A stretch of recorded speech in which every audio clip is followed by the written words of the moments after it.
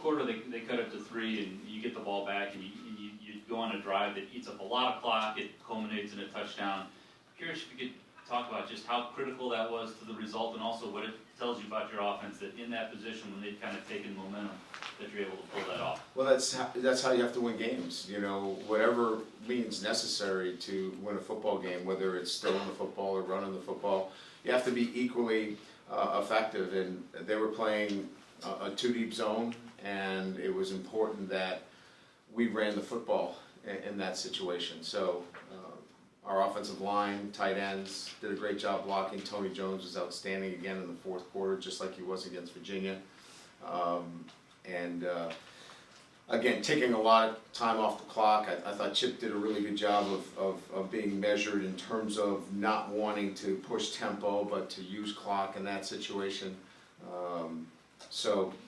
Just a well-orchestrated drive that ate a lot of clock, because obviously, you know, they had that, you know, that quick touchdown, and it was important from my perspective that we take some time with that drive.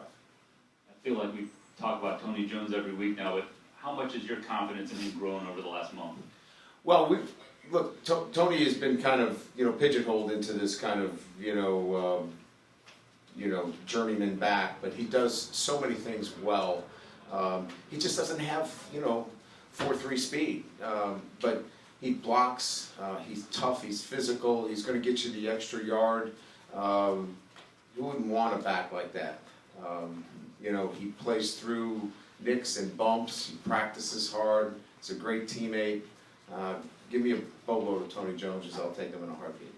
Big picture, the maturity of the team that you needed to see coming out of Georgia, do you feel like you've sort of seen it more and more every week?